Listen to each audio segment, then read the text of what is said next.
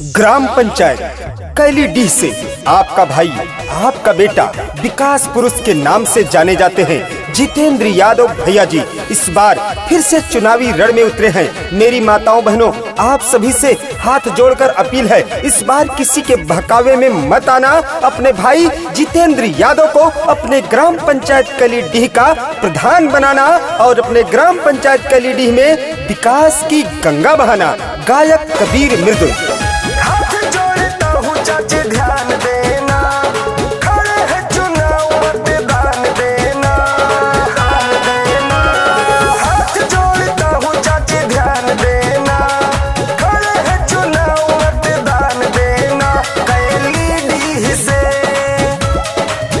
अपने गांव का विकास कराना, अब की जितेंद्र यादव जी को विजयी बनाना, अब की भारी मत देके इनको जिताना, अब की जितेंद्र यादव जी को विजयी बनाना, अब की किसी के भी बहकावे में न आना, अब की जितेंद्र यादव जी को विजयी बनाना, अब की। अपने ग्राम पंचायत कैलीडीह में भ्रष्टाचार को मिटाना है तो अपना प्रधान सिर्फ जितेंद्र यादव को बनाना है। सिर्फ एक बार मौका दें और अपने ग्राम पंचायत कैलीडीह में लगातार विकास की गंगा बहाएं। कॉलोनी के नाम पर 20,000 और संडास के नाम पर 2,000 रुपए लेने वालों को इस बार जनता जवाब देगी। गौरा ब्लॉक में रोल मॉडल गांव होगा अपना कैलीडीह पंचायत। ग्राम सभा में जो भी सरकारी योजनाएं आएंगी सभी सीधे गरीबों को मिलेगी।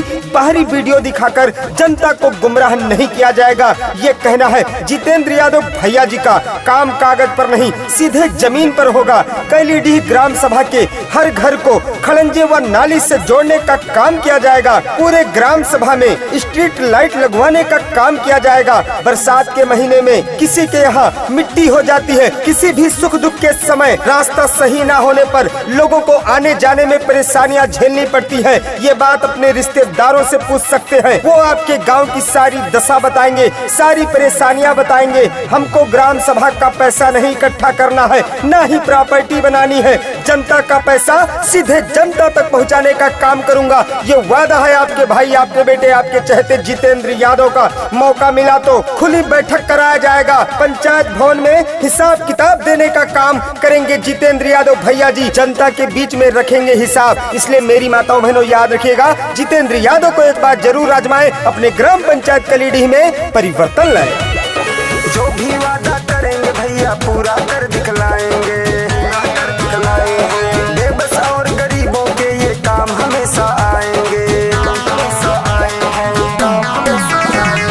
जो भी वादा करेंगे भैया पूरा कर दिखलाएंगे, बेबस और गरीबों के ये काम हमेशा आएंगे।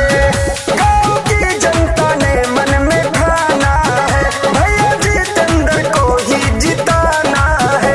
किसी के भी न चक्कर में आना है, इस बार नहीं धोखा खाना है। इनको विजयी तिलक,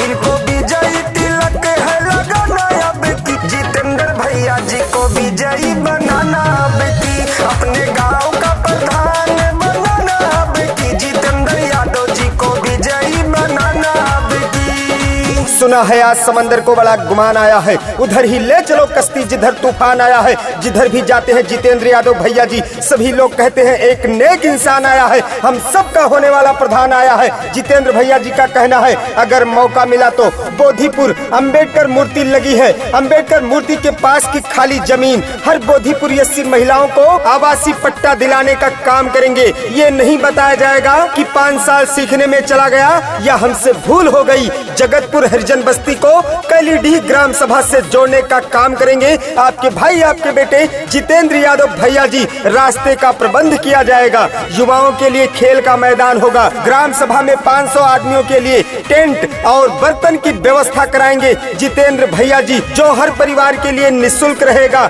आपस में दो परिवारों को लड़ाने का काम नहीं किया जाएगा। गरीब जरूरतमंद गरीब बेटियों की शादी में 21,000 रुपए का अनुदान दिया जाएगा। गांव में निशुल्क मैरिज हॉल बनाया जाएगा। ये सारा सपना है आपके भाई, आपके बेटे, एक युवा तेज तर्रार ईमानदार नेता, ईमानदार प्रधान पद के प्रत्याशी जितेंद्र यादव भैया जी का। मेरी माताओं बहनों, चाचा चाची, भैया भाभी, आप सभी से अपील है, इस बार जितेंद्र यादव को जरूर मौका दे, जरूर मौका दे।